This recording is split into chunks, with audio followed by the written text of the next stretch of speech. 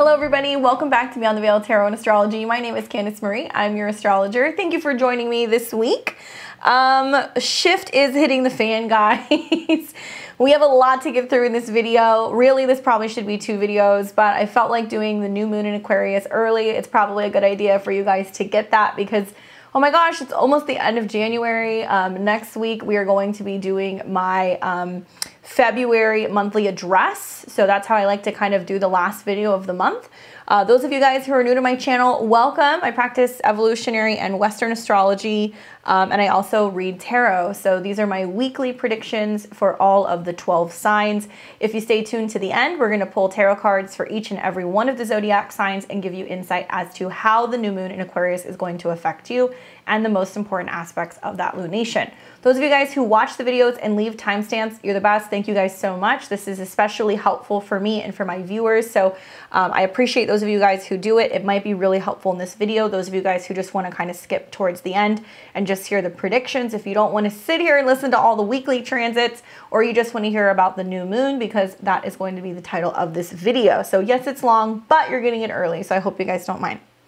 Like I said, shift is hitting the fan. I don't know about you, but I am over the transits of this last month, trying to see the silver lining. Hopefully you guys saw my new content that I put out. Trying to put new content during the week throughout my channel just to kind of diversify, break things up a little bit. Did a video on time hacks and my insight in the Mercury retrograde cycle, which thankfully is kind of getting ready to come to a close here soon. Not quite yet, about another week or so, and we're going to see that shift happen. But really more of what's kind of happening is there's just lots of Pluto-Saturn stuff going on this week. So this is kind of building off of that video. If you've seen it, give me a thumbs up. And also I put out my first educational video that's going to be a part of just an ongoing series of teaching you guys more about astrology. So many people have asked me about how to read a natal chart. I gave you the breakdown and the step-by-step guide, how I assess a natal chart, just looking at placements, not even looking at aspects per se. There's a part 2 video that's going to come where I go into all the personal planets besides what I already spoke about. So hopefully you guys are liking that. So building off of the video that I did last week, talking about Mercury retrograde, the video about time hacking, lots of Pluto-Saturn shift going on, okay? Planets are going direct this week, so it's going to pack an extra punch. We're going to kind of feel almost like the engine revving because something's getting ready to start. But with retrogrades, when planets are stationing, they become exceptionally powerful. So we're actually going to see Venus station. We're also going to be seeing that Mercury is going to be dropping back down into Capricorn, conjuncting Pluto. So that's obviously going to be part of what's been several weeks in a cycle of conjunctions to Pluto. My goodness, Venus is conjunct Pluto, the Sun conjunct Pluto, Mercury is conjuncting Pluto a couple times. It will take us really into the beginning of March to fully get out of this kind of retrograde haze. But the good news is that Venus is stationing direct. So stoked about that. So kind of building off of this, you know, Mercury is going to be dropping back down into Capricorn this week from Aquarius. So let me kind of pull up on my side here. The degrees that it's been going through, because the last time that it was in Capricorn was back around January 1st. That's right before it went into Aquarius. So it's kind of going over similar territory since about the end of December, I think like the 27th, 20th, 29th. Now, while it was in while Mercury was in Capricorn, not only was it conjunct Pluto, which is the god of the underworld, bringing up intense, important information, uncovering things that are in the depths of our psyche that maybe we're obsessing about or working too hard on, but it was also conjunct Venus. So this like 24, 25, 26 degrees of Capricorn is kind of a hot zone, and it's going to get hit back up again. So you want to think back to what was kind of going on right around the end of December, going into the new year, because you might find that there are similar kind of things coming back up. Now, my interpretation of this retrograde is how we have to reflect on the past to better prepare for the future. Both Capricorn and Aquarius are Saturn-based signs, so it's about structure, routine, timing, planning, responsibility.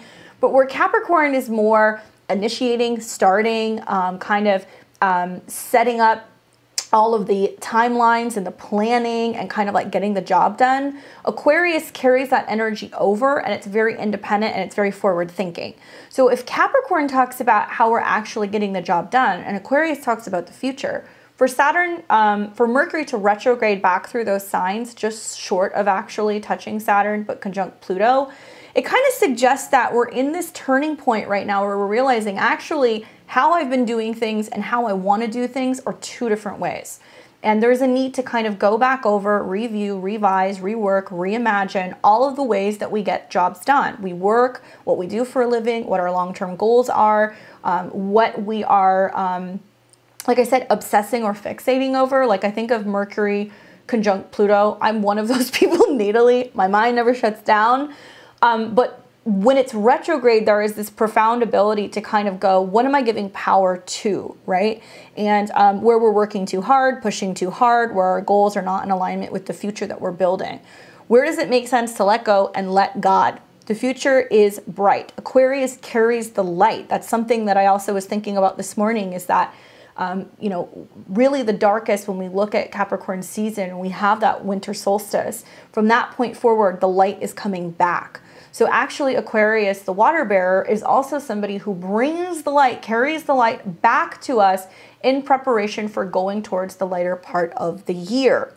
So if it's carrying the light in the midst of winter and in the midst of the dark, it just takes a little bit of light to illuminate the darkness. So the future is bright. It can bring healing. So you also want to kind of think of like the Star card, where that comes up after the Tower. The healing can begin once the oh toppling kind of oh shit moment has gone on. P.S. We're still in the oh shit moment. Until we get out of these conjunctions with Pluto, we're going to still feel it a little bit longer. Also new this week, the nodes of the moon, I follow the true nodes, have now shifted into Scorpio and Taurus. So the north node is hanging out in the fixed earth sign of Taurus, ruled by Venus. So it's going to be about what feels good, what smells good, embodiment, security, stability, simplifying things, but also about our resources and what we really need to thrive. The food, the roof over our head, the clothing, things like that. Similar to Cancer, but more kind of earthy and kind of just focusing on what the body needs. So there's going to be huge innovations in food, art, cosmetics, beauty, design, and also just where our food comes from, food and where it's grown, how we're growing food, how we're nourishing the body, all in this build up inevitably to the summer of 2022, where Uranus conjuncts the North Node. So more on that. I'm actually preparing a video for you guys. I think that's going to be the video that I'm going to do this week. That's going to be my extra video, just my interpretation of the nodes changing signs and also how it's going to affect all of you. The South Node is now in Scorpio, so it's about releasing and letting go of pain, secrets, abuse, fear. I'm finding that people who have really prominent placements in Scorpio or Taurus obviously are going to get hit the hardest, especially like the Uranus, Neptune, and Pluto generations that are all in Scorpio, okay? Equally, all of the fixed signs are actually going to feel these squares because we're going to have Saturn in Aquarius and we're going to have the nodes in Scorpio and Taurus. So Leo season is going to be real fun this year because we're going to see the grand fixed cross. But essentially the North Node is qualities that we're focusing on gaining, where we're going, where we're growing, and eventually adapting more so into that sign or into that placement. The North Node can be overwhelming because we don't really know how it works. It's unclear, it's a little awkward, it's new territory, and definitely out of our comfort zone. So look where Taurus is in your chart.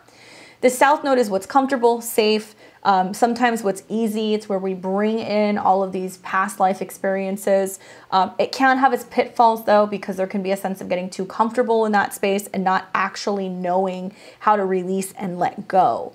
And so the South Node in Scorpio is similar energy, very kind of Pluto, like let's change and transform and purge. So I think it'll do well there. But I think it's definitely about releasing kind of like loss and letting go of fear of loss, fear of death, fear of losing resources, money. But also it can bring up a lot of fear over what we're actually letting go of. But with the South Node, when you release something, there's spiritual enlightenment and there's growth. Now, I'm especially interested to see how this plays out because the South Node in Scorpio is going to be making trines intermittently to Jupiter in Pisces and also Neptune in Pisces. Super watery, super emotional. I feel like the healing world is going to explode. The metaphysical world is going to explode. We're going to have huge innovations in healing trauma, learning about past lives, learning about what happens after we die, connections to the other side, all kinds of expansion maybe in mediumship and learning more also about the paranormal fields. So I'm excited for that. I also feel like people are going to go through this collective, probably unconscious kind of awakening where we're learning to deal with trauma differently. If you have like natal placements in Scorpio, let's say you're a Scorpio sun, moon, rising, Pluto in Scorpio, heavy 8th house energy, you are used to trauma in your life, right? Especially people who have Pluto in Scorpio. It's very powerful, but also any Pluto contacts that you have in the natal chart or real emphasis in Scorpio is used to having trauma, chaos, pain, hurt in your life. So just some way that I've been kind of like experiencing it just since the South Node moved there and the eclipses that we had in Taurus in November is kind of realizing that to some extent, some of us, myself included, have become too used to living with trauma or too used to living with like drama. And when that's not there, where we create it and where there is a need to actually move more into the Taurus North Node of simplifying our lives and learning how to get back down to basics and kind of being grounded and calm. So I think that's going to be something I'm going to talk about a lot this year on the channel, how that's just affecting people who have those placements. So stay tuned for that video. Hopefully you guys want to hear more about that. Let's get into what's happening this week. P.S. We're going to go an extra day. Usually I give you guys 7 days, but we're going to go all the way to the 31st where we're going to have the new moon in Aquarius. So it starts this week with the Sun conjunct Mercury in Aquarius. So the Sun conjunct Mercury, we've been experiencing the cazimi. It was happening yesterday into early this morning. Basically, Mercury retrograding back, conjuncting the Sun. Awesome aspect. It can give us unexpected kind of insights and messages from the universe, insightful conversations, epiphanies, awareness. When the Sun and Mercury come together like this, it's becoming more solar. So basically, it's kind of like has more enthusiasm, it has more passion, it has more kind of solar energy. It's just more confidence and kind of building towards something that's bright, right? Sun, Mercury, and Aquarius is, here's where we're going. But because Mercury is still retrograde, we're still kind of working through this. But yesterday and today could have been an interesting day for just finding solutions and finding ways to be able to actually move towards our future goals. So that's exciting. Very busy, communicative day. Today it's like scoring my Mars, so I'm going to be like super jazzed on the video, I think. That and just the fact that I've just been drinking energy drinks.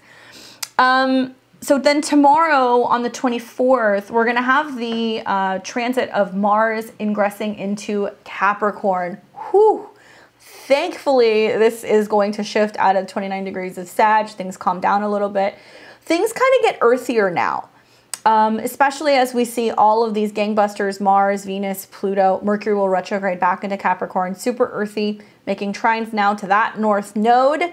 Mars is exalted in Capricorn, so if you are a Capricorn sun, moon, or rising, this is just going to give you a little bit of like an extra punch. But Mars in Capricorn is very different than Mars in an Aries or Mars in a fire sign. It's slow, it's focused, it's steadfast, it wants to get the job done, it wants to do well, it's all about quality. So it's not rushing through things.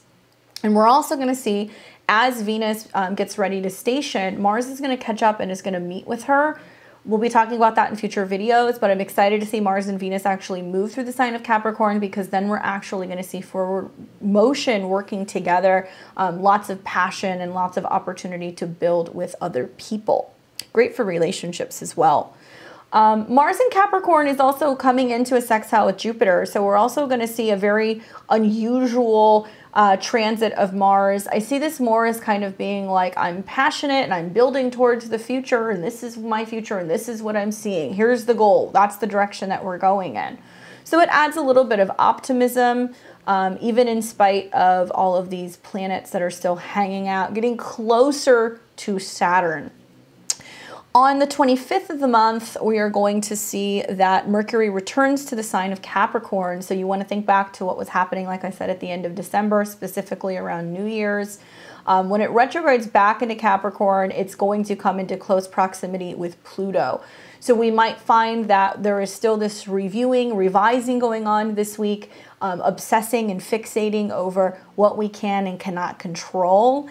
It'll get down to around 26 degrees. It might actually be closer to 24. We'll see as we go through the week. But 26 is going to be what we physically have and what we are willing to release and let go of.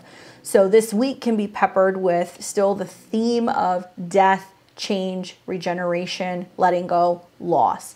Especially as we see Mercury retrograde into conjunction with Pluto, it's then sextiling the South Node in Scorpio, and we're going to experience a release point at some point this week as a result of that. So then on the 26th, and this is what I was getting at, is the South Node in Scorpio is at 29 degrees. The moon is going to cross Scorpio for the first time, the South Node in Scorpio for the first time in a while. And I think that's going to give us a little bit of a flavor. Notice the 29s that we have going on today. I mean, that day on the 26th. The moon will conjunct the South Node at 29. Mercury's at 29. They're sextiling each other. 29 is very psychic energy. 29 also deals with some kind of like a turning point, a crisis point. So while it sextiles Pluto and Mercury, it will also trine Neptune. Practicing empathy, being understanding, having emotional release, and practicing understanding and being able to listen to other people when they're going through some kind of crisis. It can also just be an emotional release, so we can have all the Scorpio moon feels, the fear of, oh my gosh, what if this ends? What if I let this go? What if I don't have control? Let it go. Working with water, taking showers, taking baths, soaking, swimming, detoxing, purging, all of these things are really, really, really wonderful at the end of this month.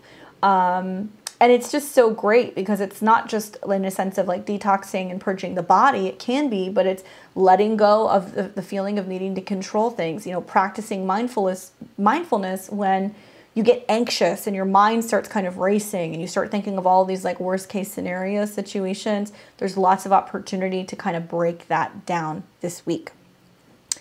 Then on the 27th of the month, not too much going on. The moon's going to be in Sag, going to lighten things up a little bit. It's going to start sextiling the sun and Saturn. So we start kind of going, okay, that was a rough couple day period. But here's the silver lining. It's okay. We have support. We're going to keep moving through.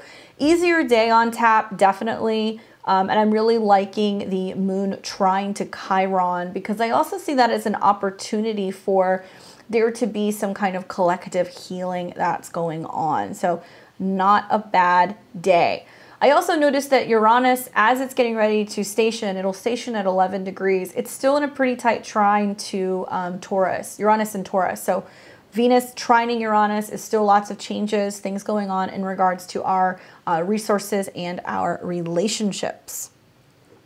On the 28th of the month, we are going to see that this is when the Mercury-Pluto conjunction happens. This is actually the third one. So if we go back in time, actually, no, I take that back. This is the second one. So it first happened around the 29th and the 30th. This is the second one. And then the third conjunction will be after it goes direct, which will be closer to around February 10th or 11th. So we're still learning to let go of things until about that time. All you need to really know is that when this conjunction happens, it's going to be pretty strong from the 28th really all the way until the beginning of February because it's got to pass Pluto and then it's still going to be within a 2-degree orb. I think we're going to feel it more actually when the moon goes into Capricorn. Then on the 29th, the moon does go into Capricorn. This is an interesting day. Lots of stuff happening this day. Venus retrograde ends. Yay! So it's going to go direct at 11 degrees. Interesting that the moon will move into Capricorn. It will conjunct Mars. So it's like, this is what we're doing. Little feisty energy. It can be really kind of work-oriented, goal-oriented. Great time for going, that's it, clearing this out, cutting this. Mars is about cutting and purging. So as the moon comes into conjunction with Mars, it's then going to follow suit and conjunct Venus and Mercury.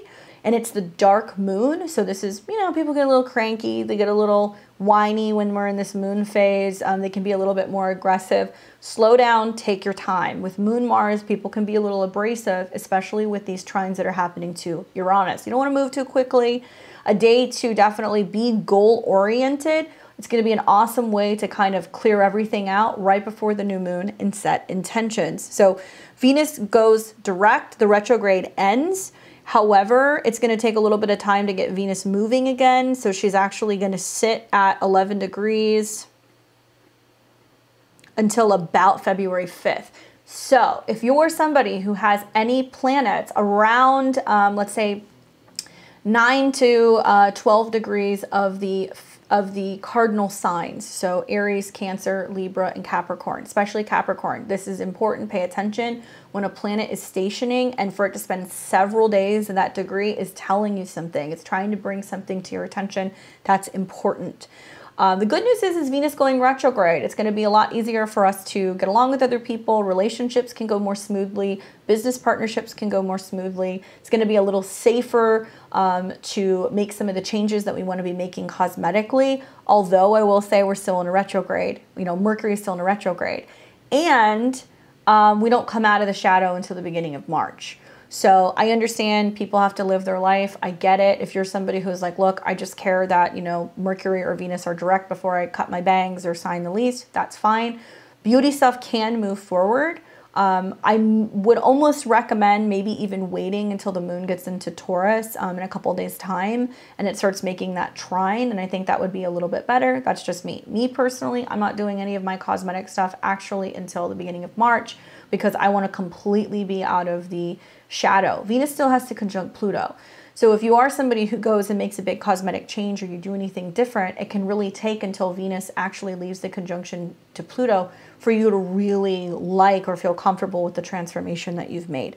Obviously, it's going to differ on a chart-by-chart basis, but me having Venus in Capricorn, I'm not screwing around with that. Okay, so then on the 30th, we have the Sun in Aquarius square Uranus in Taurus. Now, once again, an interesting day. Sun square Uranus is kind of like unexpected, sudden change, shocking, unconventional, different. And Sun Uranus, you know, it's interesting because when Sun's conjunct Saturn, the Sun's coming into conjunction with Saturn, it wants us to get serious and kind of buckle down. So I almost see this as like almost not the uneasiness, but the kind of like the static that happens right before you realize you have to seriously commit to something, right? So it's like oh, I better get this all out of my system. I need to have the fun now, Sun square Uranus. I'm going to call out of work and go to Disneyland type vibes. Sun in Aquarius is the collective energy. So it's everybody else, friends, networking, association, the future. With the square to Uranus, I'm imagining this is going to be a wild couple-day period in the markets financially, especially with just the moon and Mercury's retrograding conjunct Pluto, and then the Sun's going to square Uranus. It's at a 10. So it's going to be about big business, what's going on in the world, what governments are saying we can and cannot do, what limitations or challenges we are experiencing, which is also kind of part of the course of what's coming in the month ahead, just with some of the conjunctions to Saturn. So you might feel uneasy when it comes to making these commitments, really making the change. I want to remind you guys, though, that on the 30th, with the moon and Mercury and Pluto all conjunct, it's trining now the North Node in Taurus. Guys, these are Earth trines. It means we're making physical changes. It's like we're actually cleaning out the closet. We're actually packing the U-Haul. We're actually quitting the job. Now that the North Node is in Taurus, we focus so much on what's physically happening, what's physically changing. And like I said, simplifying, focusing on security, stability. So this can be a wonderful day to go, I actually have to put the plan in motion. I got to do it. If you got to get something out of your system before you do, great, but commit to the plan and be steadfast on following your goals. Last but not least, then we have on the 31st, and this is the extra bit of the video, we have the new moon in Aquarius. Okay, so let me kind of scan ahead so we can get the exact time here, because I did not write that down. But it looks like it's going to be around 12 degrees and change. Okay. So right around here. I'm on Pacific time, so obviously adjust your time zones depending on where you are.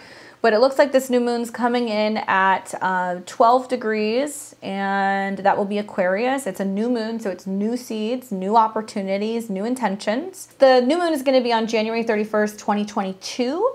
That will be at 9:45 p.m. Pacific time, which means it's going to be around 12:45 a.m.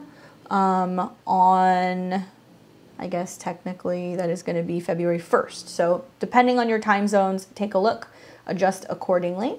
But yeah, where I'm at, it's going to be 9:45 p.m. So it's a new moon in Aquarius. So new moons are new seeds, brand new energy. In a way, we are planting a seed for things that we are going to be immediately working towards the next 2 weeks. Up until the full moon, but these intentions are going to actually span clear all the way until this summer when we get to the full moon, which will be in Aquarius in 6 months' time. If your birthday happens to be on the 31st or the 1st, happy birthday. You're having a new moon birthday. Brand new things happening this year. Awesome time to get a reading and look into your solar return. So Aquarius is the fixed air sign. It deals a lot with the collective, groups, networking, goals, what we're hoping to achieve. It's about optimism. This is a new moon that's at 12 degrees. So it's like kind of got more like a spiritual vibe. It's about our visions and literally what we're manifesting, literally what we're seeing in the future. And so it's kind of cool that it's got that aspect. There's some other things here that make me kind of wonder how this is actually going to play out. So we will read the Sabian symbols for 12 degrees and 13 because you want to read the one that rounds up, but I actually took a look at both and both really do apply. But when we look at the aspects, just some that kind of strike my attention. The new moon's conjunct Saturn.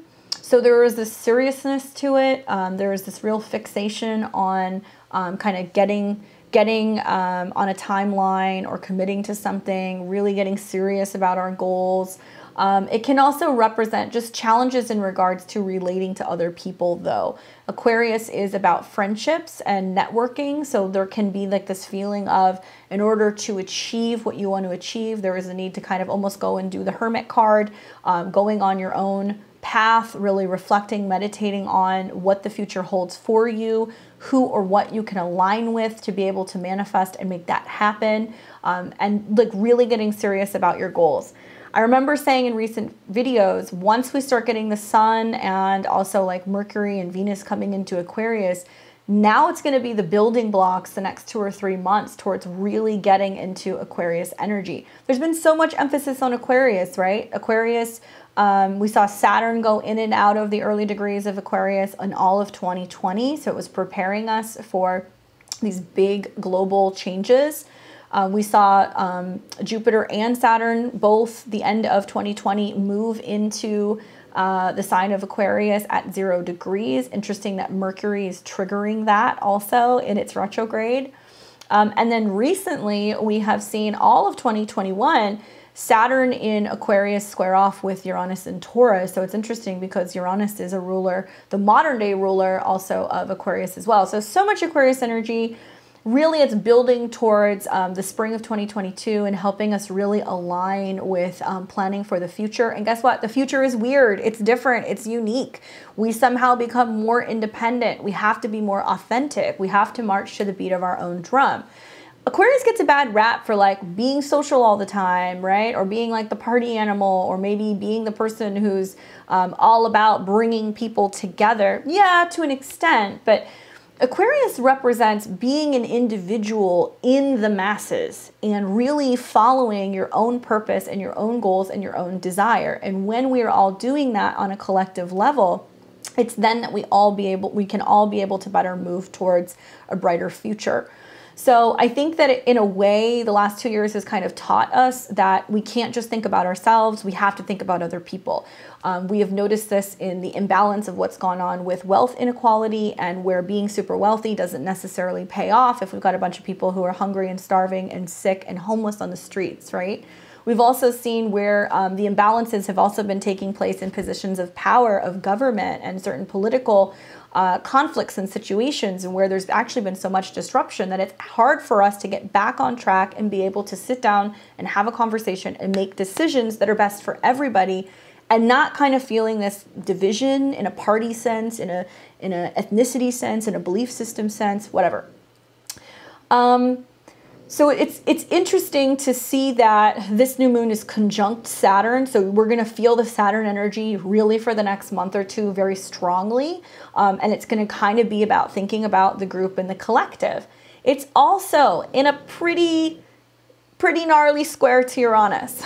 Uranus rules this new moon because it is Aquarius. Saturn does as well. So depending if you follow modern or traditional rulerships, both kind of apply. There's either a conjunction or a square, so it's going to make us do both.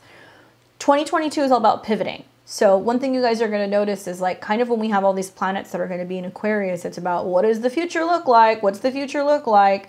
We're going to start to see the future physically change when the conjunctions happen to Aquarius. We see the financial changes, the body changes, the health changes, the job changes, the moving changes. That's all going to be April, May.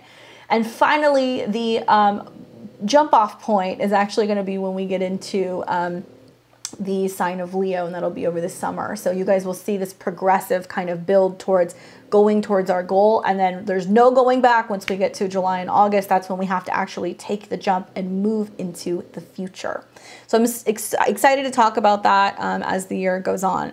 We've also got a sextile to Chiron and Aries. Some people may not consider that a big placement. I think it's great because it's going to show where working with other people, we can kind of heal our own personal wounds, especially if we feel left out. I don't know about you guys, but anybody who's got Aries placements, personal placements, I've seen this manifest as kind of realizing it's not just me that's going through this. Other people are going through this too. Grief, issues of job loss, issues with self-worth, physical ailments and problems. I like when Aquarius works with Aries because it reminds us that we don't have to go at it alone, that if we seek other people who are also going through similar challenges, we can find that there can be a lot of support and the ability to not kind of feel like the oddball, right? And then last but not least, Jupiter is in Pisces, loving it, and it's in a sextile now to Uranus and Taurus. So Jupiter is expansion, it's goals, it's philosophy, optimism, and it's super emotional. It's in Pisces. So with that sextile to Uranus and Taurus, it's almost like now we've got some interesting energy happening where all of the emotions, the psychic energy, the visions, the feeling, the intuitions are actually sparking us to go, oh, I got to make a change. I don't know, but I feel like something's coming. I don't know, but it feels like this is going to happen soon. We're going to hear a lot of that happening while the sextile is in motion. It's going to be strongest really for the next month. But then when planets move into conjunction with Jupiter and Neptune, and they're still in a sextile to Uranus and the North Node, it's so important to really be practicing the spiritual care, the emotional care, listening to our intuition, paying attention to our dreams, because it's going to help guide us in the direction that we're actually going with making the physical change in our life and feeling good about making those decisions. I don't know about you guys, but it's like as soon as Jupiter moved into Pisces, I started checking in with myself more and being like, oh, I don't know, I don't feel like this is going to work out, or I feel like this is a little iffy, or I feel like I need to make this change, or I feel like I need to be more sensitive to that. I'm actually liking it. I think it's really wonderful. Sorry guys, you will hear lots of bulldogs snoring in my videos. Unfortunately, I can only film when my puppy is in the room. So if he's in the other room, he loses it and he cries and he has separation issues. So it's like you're going to hear a dog that's going to be screaming, or you're going to hear a dog that's sleeping. But just know that he's sleeping sound and well. It's not somebody sleeping on the set. It sounds like a little human. All right, so let's get into now reading about the Sabian symbols for this particular new moon. I keep calling it a full moon. It's a new moon. And then we will pull some tarot cards, and I'll give you guys the predictions for all of the 12 signs. Sabian symbols, A Screen of Prophecy. It's my little handy dandy book. Love to read this. Gives me lots of insight. I read this almost daily, whether for where the sun is or when there's certain transits going on over a prominent part in a client's chart. I'll read it to them because something might click. Sometimes I see these things play out literally. Sometimes they're more figurative. So I'm going to read 12 and 13, but I'm going to fixate more on 13. So Aquarius, 12 degrees. People on stairs graduated upwards. The keyword is progression. Stairway to the stars. The symbol speaks to the fact that life is a journey of continual growth, onward and upward. The image is of people going upwards and depicting individuals at various stages, and it symbolizes aspiration, ambition, and struggle. The suggestion here is that a single attainment is merely a resisting place where progress can be evaluated for future goals. As such, it can bring temporary satisfaction. The emphasis in this degree is on the difference between people that create genuine fellowship and make it possible for individuals to share their struggles by offering or asking a helping hand when needed. That's a sextile to Chiron. At its highest, the symbol represents optimism, the ability to learn from experience, think ahead, and plan wisely. You want to watch for unfriendly competition or envy. Various skills of experience. Your greatest advantage lies in cooperating with others, being willing to take advice as well as give it. Be eager to share your expertise as you are to solicit it from others. Okay, cool. So this is where it gets really interesting because I feel like that applies, but 13 really kind of ties it all together. Aquarius 13, a barometer, keyword indication. The theme is forecasting. So the symbol speaks to prophetic insight and anticipation of the experience. The image of a barometer refers to a measurement or forecasting and reflection of change. As such, it alludes that a man's desire to know what contingencies he needs to prepare for or what skills and knowledge will be required to deal effectively with coming situations and events. The implication on this degree is the ability to predict the future is dependent on understanding the basic order of patterning of the universe and the signs for those who have the eyes to see it. At its highest, it represents keen observation, uncommon analytical skills, insight, vision, and superior judgment. The accent is on forecasting, trying to determine what to prepare for. You may be unusually concerned over some future possibility and how to best handle it. Your greatest advantage lies in gathering information, analyzing in terms of how to best fit the pattern you're familiar with. Guard against being afraid to make a move without knowing what to expect. This requires a leap of faith. 12 degrees, 13 degrees, both super apply. I think it's going to be interesting because, you know, we're still going to see Mercury go over this degree, right? So Mercury won't actually cross over 12, 13 degrees until right around February 25th through the 28th. And interestingly enough, then the moon will join. So it almost seems like some of this can be really coming together right around the end of February, ironically, when we're coming out of the shadow. So there's lots of cool stuff that's going to happen with this. All right. So let's go ahead and now get into the tarot predictions for each and every one of the 12 signs.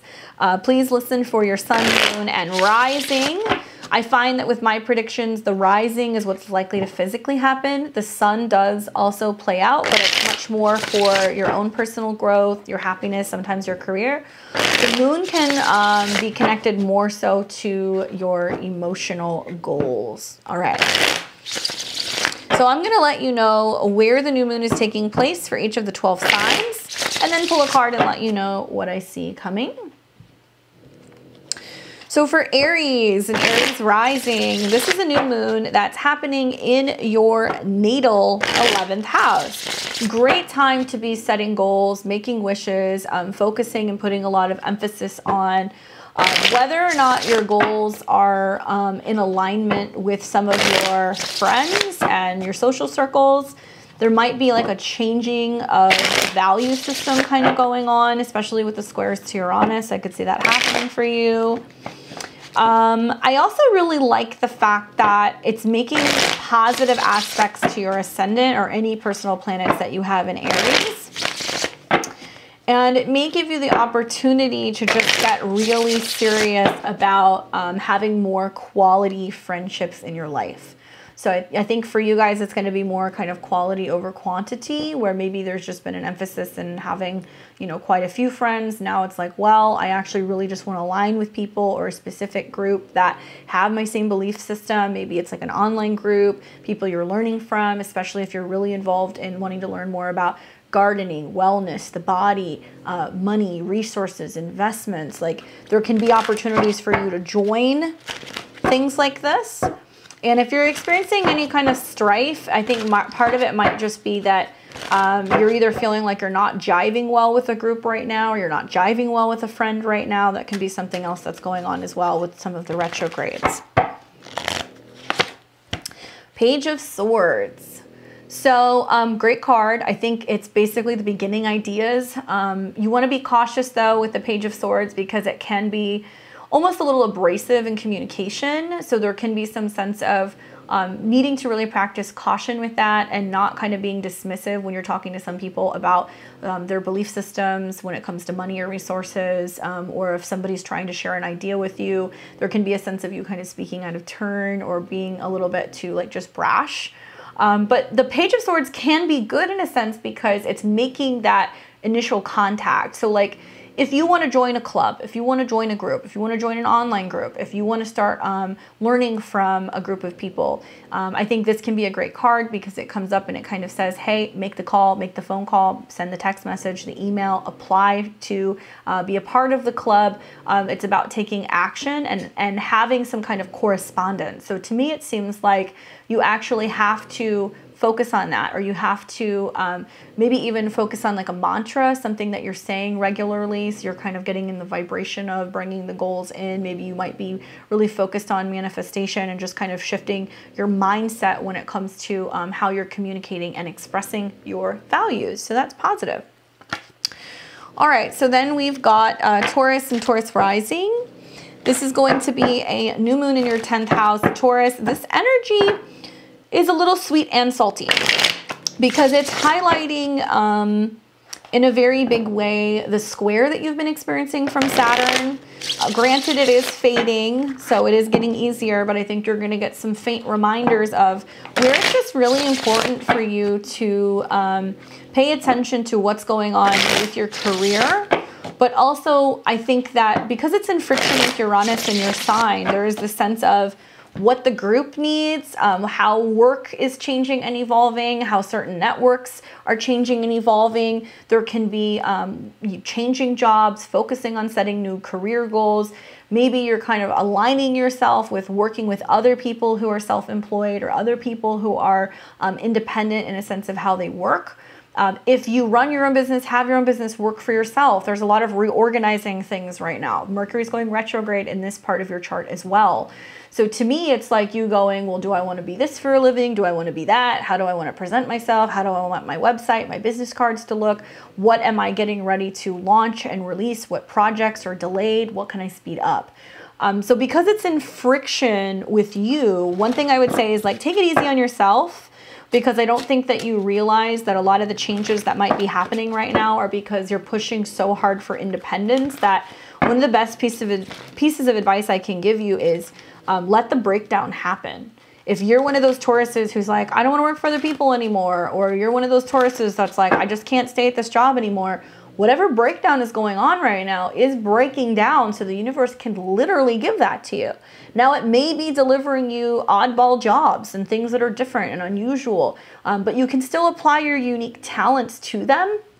So one thing I would say is just try to remain open and realize that if freedom is what you want, then you need to be willing to either work with a group that's different or make the changes that are necessary so you can really strive to have more of that in your life, in your professional life, in your personal life. Great time also to set intentions for work, because in a way, those intentions are being set now. So if you're reorganizing things, it's to kind of have bigger changes come at the end of summer. Think like July and August. Nine of Swords. So stressed out, right? You're stressed out. It's like, I can't juggle everything. I'm worried about whether or not I'm going to get the job. I'm worried about whether or not things are going to pan out. Not sleeping well, being kind of anxious, being kind of irritable, feeling like you're at a loss because you don't know what's going to happen. here's the thing. After this, you get the 10 of Swords. So there is some kind of peace. It's like there is an ending. So I kind of feel like some of you guys might be in a situation where you're wondering whether or not you can keep going to your job. You're wondering or not if you're going to keep your job, how a review is going to go, if something that you're launching is going to be successful. Like, you have to just let it go. There's really nothing you can do. With Uranus transits, it intentionally disrupts, right? So that way, Neptune can come in and it can dissolve. So Jupiter, and also we've got Pisces, Jupiter and Neptune in Pisces, it's in your 11th house. And what it's bringing to your awareness is what your goals are. It's going to start bringing people into your life and kind of showing you, hey, these are your goals. Here are the people who can help you make these goals happen. Pisces is a wonderful sign. It makes sextiles to your personal placements. So actually you have to work with other people that, like you, are creatives, like you, are dreamers. They might be a little bit out of your wheelhouse, but they are going to be people who can really work with you, and I think can utilize your services or your unique talents professionally. So if you're stressed out over whether or not something's going to work out or it's going to pan out, you're wasting your time. You're wasting your energy. You're not getting enough sleep. You're not getting enough rest. You're not taking enough downtime. If you are constantly working, and you're not creating space for rest and relaxation, then you're not going to have the ability to let creativity flow. So it's really important that you are learning to kind of decompress and not constantly worrying about what's going to happen. If jobs are going to end, they're going to end. There's nothing you can do about it. In a lot of ways, for some of you, that can be one of the best things that can happen. All right, so for Gemini and Gemini rising, this is a new moon in your 9th house. It's a sister air sign, so it works very well with your Gemini placements. A new moon in the 9th house makes me feel like you need to be super careful, Gemini, when it comes to planning travel, purchasing travel, buying airfare, anything like that. You are one of the ones that benefits from waiting until Mercury goes direct. The reason why I say this is same thing with moves or legal documents. All of these things are still being flushed out, and you may make moves right around the time of the new moon or right before the new moon, only to realize you have to go back and make changes in February, or that you have to reschedule a flight, or that you don't get a refund for something, or that if you submit for a class, you may not get it and you have to change classes. The 9th house deals with higher education, foreign travel, legal stuff, but also your belief system. It's a very lucky house. So for you to have planets going through the 9th house, you're almost wanting to strategize and plan for the future and what the future looks like, where you want to be in a year, when you're going to launch your book, when you're going to graduate college, when you're going to be able to go on that, month-long vacation to Bali, whatever. The point is that this is still under construction. And I think that this also means that your beliefs are still under construction. There's lots of stuff changing here for you. There's also lots of stuff changing with your career. So I think a lot of this is strategizing. It can also be really wonderful if you want to talk to somebody to help you expand your business and promote your business more. So it can be a wonderful time to kind of go looking for somebody who can help you with advertising, helping you with sales. If you're looking to travel, find somebody who can help you with the process of organizing that and maybe giving you the insight as to where is the best place to go, when it's the best place to go, and how to actually set a trip up. All right, so for Gemini, the devil. Interesting. So this is talking about Capricorn. So I think Mercury is retrograding from your 9th house. It stopped short of Saturn. It's going into your 8th. The question is, do you have the resources? Okay. Are you actually releasing and letting go of old, outdated beliefs that are limiting, right? You probably are. Especially when you have all these planets hanging out right now in your 8th house, and there's a retrograde going back into your 8th house. So where you need to rework and revise, remember Mercury rules your chart, whether or not you believe in abundance, whether or not you believe you're worth it, whether or not you think that you can, sell the book, sell the screenplay, whether or not you can raise your rates or your prices. This is some limiting energy in your 8th house where you're like questioning whether or not you're good enough, whether or not you're worthy enough, whether or not you're abundant enough. And it's being worked out right now before Mercury goes back into your 9th house. So look for these negative thought patterns or processes that are actually holding you back from success. This can also represent your 10th house. And so you've got nothing but good things going on there. We are going to see Jupiter move further into your 10th house of career. Venus and the sun are going to be there shortly. So it makes me feel like a lot of the success is really coming for you in Pisces season and March, April. And it's just important for you to kind of slash and release and let go of anything that's limiting right now or toxic that's keeping you from that. Equally, it can be excessive spending. So if you're like, oh, you know what, I'm going to go on this big trip. I'm booking this trip. I'm going to be gone for a month. And then you check your bank account in the retrograde and you're like, actually, you know, I don't know if I'm going to get that bonus. I don't want to spend money until I know that I'm going to make money. Maybe it's not smart for me to spend all this money, and Mercury is going to conjunct Saturn and you're like, I'm not going on the trip. So something about this makes me feel like you're being smarter with your resources and you're learning where you're a little bit too indulgent in some cases. All right, so for Cancer and Cancer rising, this is a new moon happening in your 8th house. Intense would be the word that I would use. I know there's a lot changing in regards to your intimacy and your relationships. I know that there can be some big changes in your sex life happening with this retrograde from your 8th to your 7th. In your chart, Cancer, Mercury rules both your 12th house, which is Gemini, and it also rules Virgo for you. So it's also about how you communicate and express anxiety and how that's coming out of you. So maybe it's coming up, so it's allowing you to go deeper in intimacy with another person, talking about bank statements, talking about money owed, talking about concerns over what you can and cannot pay, talking about how you guys can save money or kind of get ahead financially. Equally, it can be talking about your sex life and any kinds of issues with fears or stuff that's been compartmentalized can kind of come up during this transit. Can be a little bit more difficult for you because the 8th house is sometimes a place where we're scared to look. It can be about you finally connecting and talking to a friend, because Aquarius is friends, after a period of not talking or going through just some kind of like changes in a relationship as well, and finally needing to have that kind of intense heart-to-heart conversation. Ten of Swords, kind of like Taurus. It's like, okay, well, at least it's over. You know, we had the conversation. We dealt with the severing. We finally acknowledged the elephant in the room, you know, and called a spade a spade. Ten of Swords can be feeling like being stabbed in the back or finally putting something to rest after a very painful period of time. It can be about loss, losing somebody passing away, somebody dying. I don't like saying that, but it is possible.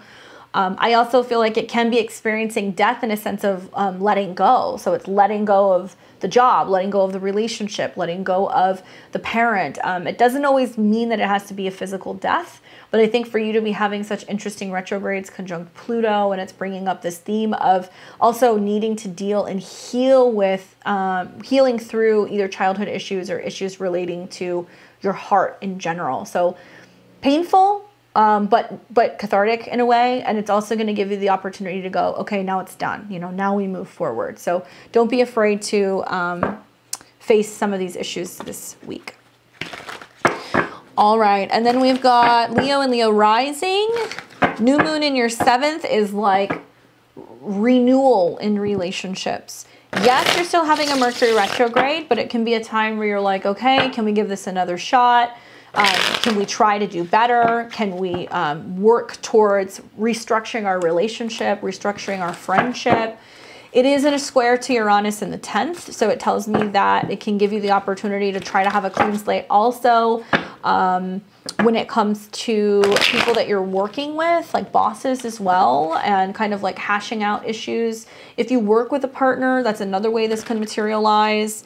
But yeah, it's basically setting intentions for the next 6 months in regards to your relationships. Now, one thing I will tell you is, Leo, 6 months from now, when we have a full moon in Aquarius, we are going to have a ton of planets that are going to be in Leo, okay? It will oppose these degrees in your 7th house, and it will square the nodes. The North node's just moving on through your 10th house. Many Leo and Leo risings are fixated on really seeing success in their career and or seeing major status changes in the world. So I think of things like going from being single to being married, going from being an employee to owning your own business, maybe even taking on a position of a boss at work. So you can find yourself 6 months from now in a situation where you can still be going, that's not good enough. So I caution those of you guys who have been back and forth in a relationship or back and forth with conflict with a superior at work. to settle and to not fully clear the air, because Mercury is still going to come into conjunction with Saturn. We're also going to see the Sun conjunct Saturn, which is your ruler if you're a Leo. So there may be standoffs with certain relationships in your life where you're like, I need this, and they're like, I need that. And you might be back and forth in a relationship, kind of deciding whether or not you guys are going to come together. Have all the conversations, speak your piece, say what it is that you need, realize that you're learning how to be in a relationship. And sometimes that means that you need to be friends first, and you need to have that basis. Because if you don't, then in 6 months' time, you're going to have a really challenging time, and you're going to find yourself stomping your foot going, I told you I needed this 6 months ago. Why haven't you done it? So it's better to be a little bit more stern now and less talk, more action, right, with partners. Knight of Pentacles. So this is like somebody who's like, I'm willing to try. I'm going to give it a good college try. They're slow, so they're taking time in how they're showing up in the relationship. Maybe they're saying, I'm going to be more cautious. I'm going to slow down. I'm going to be more understanding. I really want to get to know you. I really want to take our time. I'm really serious about you. But you might feel like this is taking too long. You're just taking your sweet ass time. I do feel like of all the Knights, though, this is the one that's most reliable. So it can also be somebody who's like, look, I'm really investing in this. I'm serious. I really want to create change, or I really want to work with you, or I really want to make this work.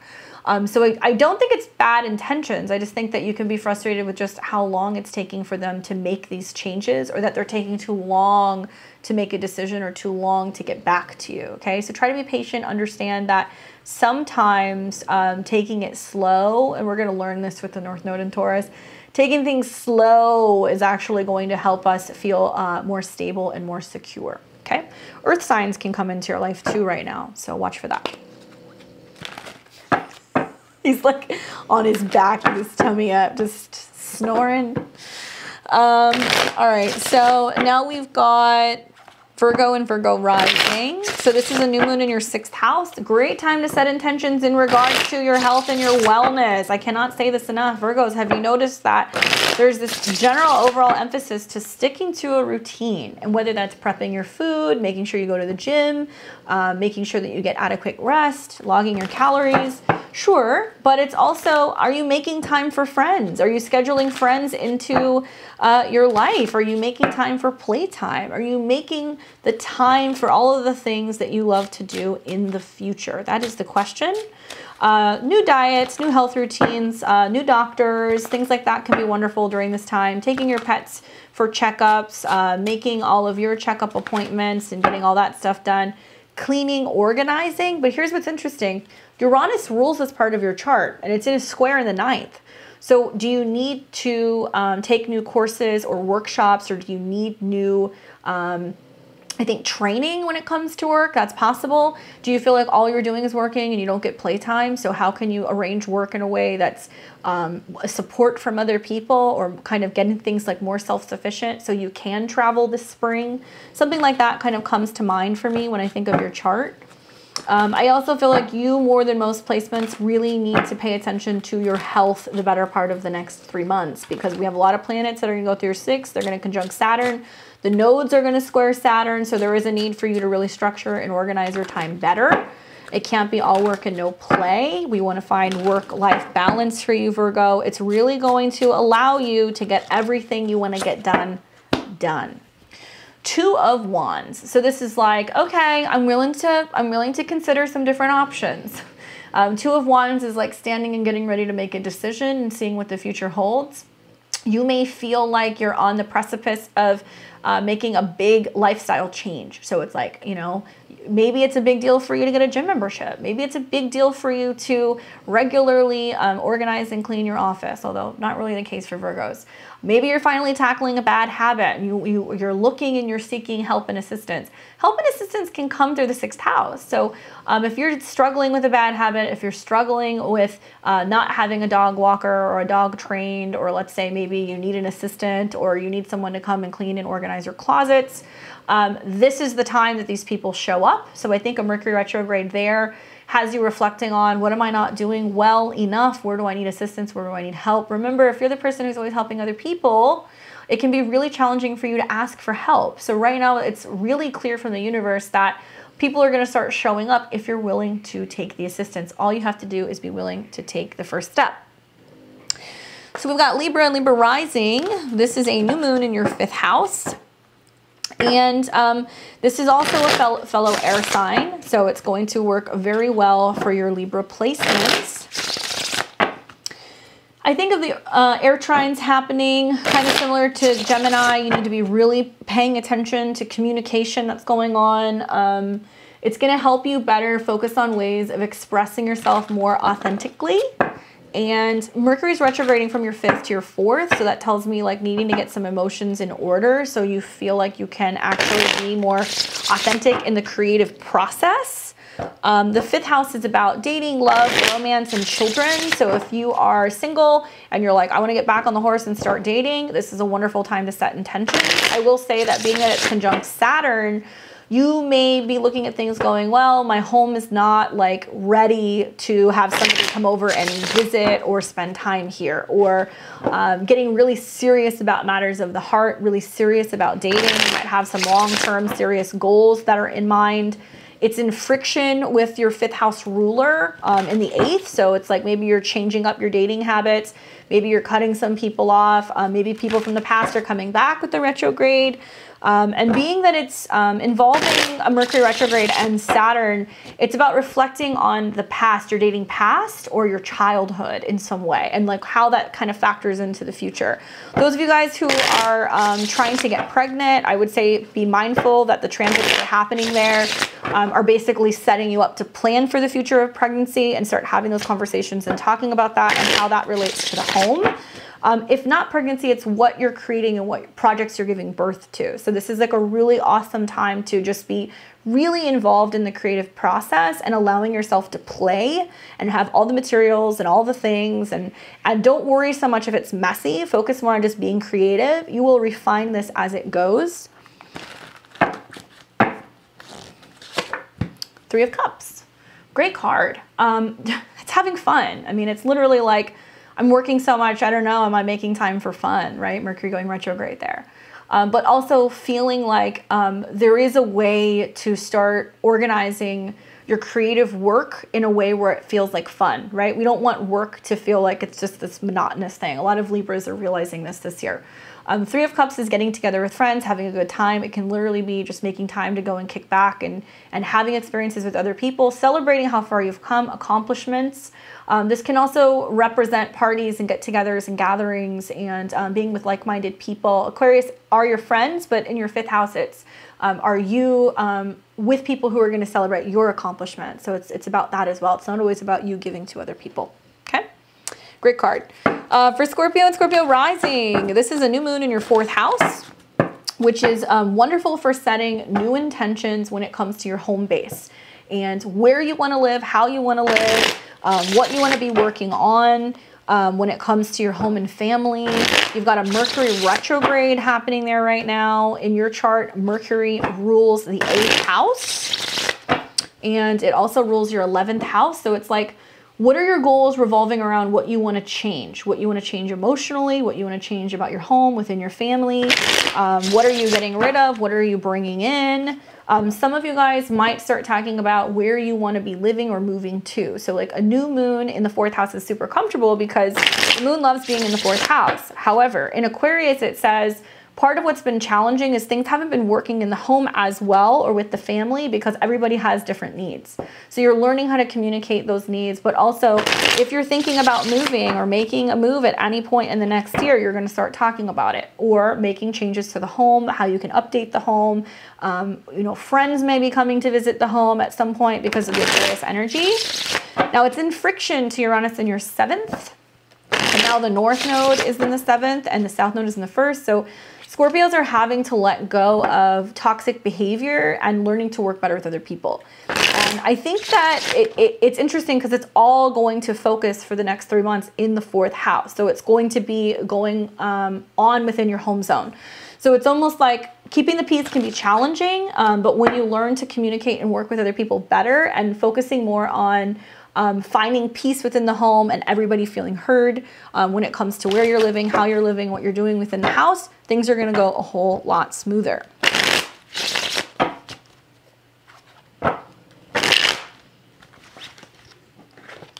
so what do we need to know for Scorpio? Ace of Swords. So this tells me it's like you're just having all the conversations, getting it all out in the open, you know? I think of Mercury going retrograde from your 4th to your 3rd.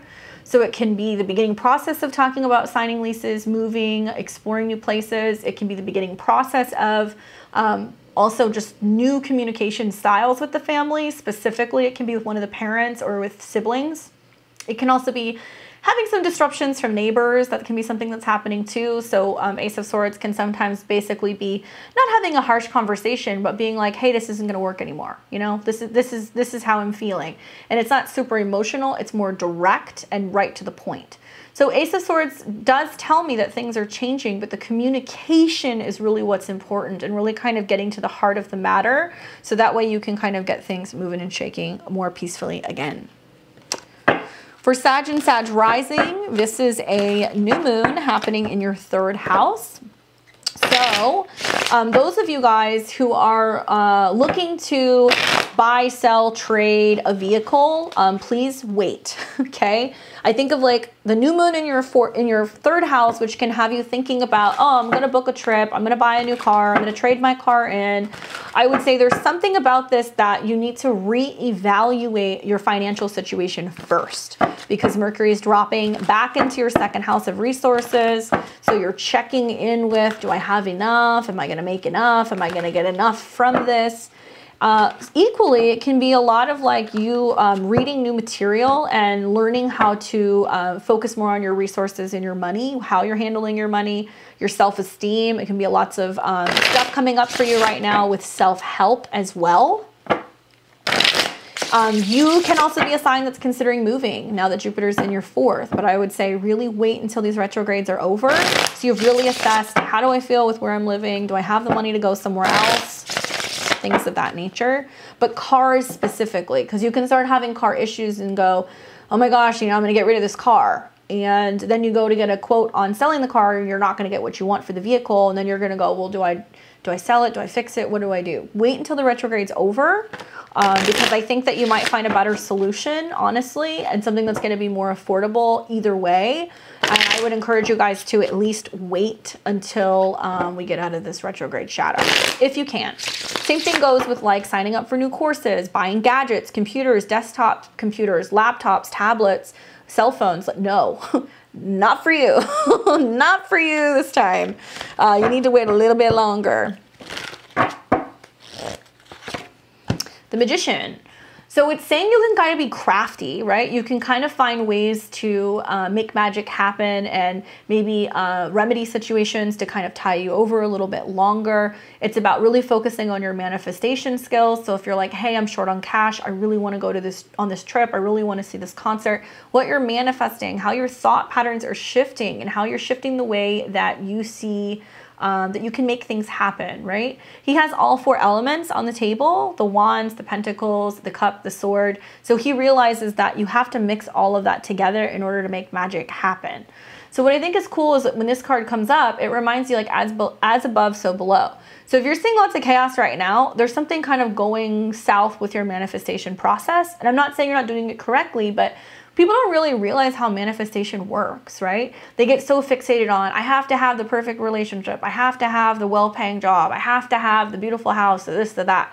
But they don't understand all the messiness in the process, because sometimes, you know, it has to break down the bad relationships, the shitty jobs, the location that's not best for you, the bad habit, whatever, to bring you the blessing. So try to keep that in mind, that if there is something that is not functioning well right now, maybe it's about how you're thinking about it, how you're going about manifesting. Maybe there's something that shifts as a result of just your mindset changing, or you getting more into mantras, or maybe even getting into a regular routine where you're doing more self-help work, so it can help you kind of get those channels clear, so you're bringing in more of what you want, right? All right, so then we got Capricorn, new moon in your 2nd house. Wonderful time to set intentions revolving around your self-esteem, money, and resources, okay? Big time. There's a retrograde there, back into your 1st house. There's a lot of you reevaluating, what is my worth? What is my style? How do I want to feel? You know, what do I want to spend? Especially when it comes to your body, how you're dressing, any cosmetic changes. All of these things are big no-goes. Please don't get bangs, don't pierce your nose, don't get a tattoo, don't buy a whole new wardrobe. Likely within 2 months, you're not gonna like it, you're not gonna resonate with it. You are one of the signs right now that are very much still under construction. So you need to give yourself that time to either bounce back physically, rest, readjust, making small changes, finding out that you like new things, and kind of easing into these shifts closer to the end of February, beginning of March. Now, when you have a new moon in the second house, it gives you the opportunity to go, this is what I want to focus on bringing in for myself. So if it's a bigger salary, if it's better self-esteem, if it's being able to save enough money to buy the new computer, to go on the trip, whatever, now is the time to focus on your financial goals and dreams because it's Aquarius. Equally, there can be friends and people who come into your life right now that remind you of how amazing and how abundant you are. Capricorn, sometimes you have a challenging time with money and resources and values. And I say that lovingly. It's not all about like trips to Aspen or the expensive car or even having like a really nice leather jacket or a briefcase, whatever. Remember, Aquarius in your second house means that you're really rich with friends, with networks, with other people who can connect you and help you bring in more resources. So look for those friends and people who can kind of be a beacon for positive reinforcement of worth and values. And not everything is going to come with a dollar sign attached. And this is where everything is being reworked right now. You might be feeling a money crunch. You may not have all of the money or the resources that you usually do to spend on going out to eat, buying yourself nice things, all of that stuff. So in a way, you're getting back down to basics. Part of this is the retrogrades in your first. Part of this is now the North Node is in your fifth. You have to love yourself for who you are, for your own natural talents and abilities, without all of the extra bells and whistles. When you remove the titles and the money and the resources and the fancy things, do you like you for who you are? And how can you start becoming more comfortable and self-expressive with you and showing your natural talents? Some of you guys are going to start getting more fixated on like cooking, working with flowers, Bach essences, natural earthy things that can bring out these new talents and hobbies that you never knew that you had because you weren't doing it because it wasn't something that was bringing in money. It's possible to just like something and enjoy having a hobby and not make it a side hustle. And when you're not focused on making money off of it or making a business, that's when you really fall in love and you find something that you're really good at. Okay, this is coming from a Cap Stellium person. That's how my business was born. This was purely just a hobby. All right, so let's see. 5 of Wands. Don't fight the inevitable. Don't fight the fact that it is important maybe for you to scale back a little bit resource-wise, purely because maybe you don't need to have a really high overhead so you can focus more on the things that you're passionate about or what you're building or what you're growing. Watch for conflict, pushing back with other people, having conflicts with people about money. Mercury retrogrades in the second can get kind of dicey. There can be some issues regarding what money is borrowed or lent to friends, so you don't want to kind of get in that messiness. There can also be this feeling of feeling lots of conflict regarding not being able to keep up with other people. So you want to watch for that. You don't want to be getting into situations where there's going to be like, you know, tit for tat going on or feeling like you need to keep up with the Joneses, okay? Aquarius, this is your moon. This is a new moon in your personal sign. Happy birthday to my Aquarians, my January Aquarians. A new moon in the first house has you setting new intentions in regards to yourself, your body, and your immediate surroundings. So if you have a goal that's like, I want to build more muscle, I want to be able to hike to the top of the hill, I would like to be this size, have this hair color, show myself to the world in this way. It's going to be different. Like Capricorn, you're also still kind of under construction. There's a Mercury retrograde happening in your sign right now, which does rule your natal 5th house, which is, what do I love? What do I love about myself? How do I communicate and express love? What do I believe in? How do I want to portray myself out in the world? How do I want people to see me? So be patient with yourself. It's going to take a little time, but a new moon is almost like, especially if you're an Aquarius rising, this is like your New Year's. And this is what I try to tell my clients, a little bit of information that's helpful. The traditional calendar, throw it away. That's not going to help you. Your new year starts either when the sun or when you have a new moon in your first house, or your birthday. Those are two big turning points where there can be new energies that are coming in. So you always want to look at when the sun is going through your first house or when there is a new moon in your first house. It's a rebirth. So for you, this is your rebirth period.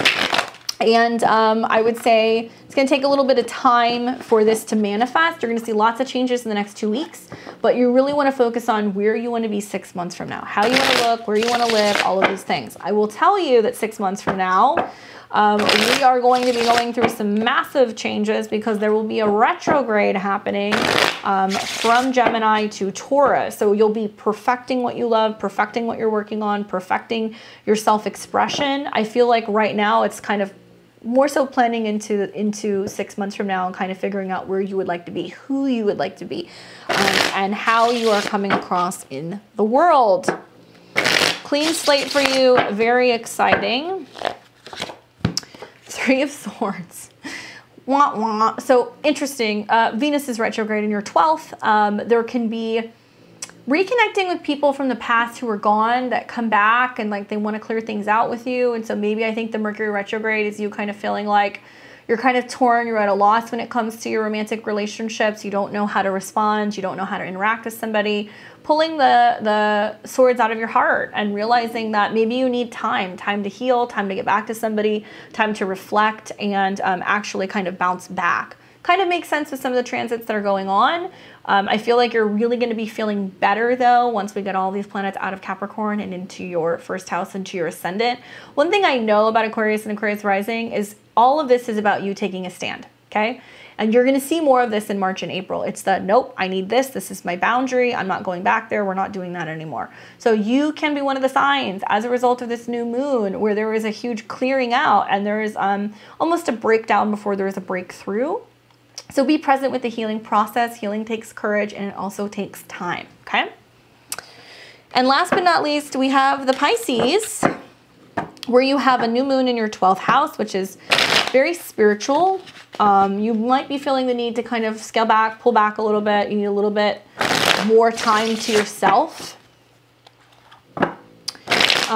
You are also one of the signs that may benefit from healing therapies, hands-on healing, speaking with a therapist, talking to a reader, helping you decode all of this Mercury in your 12th house.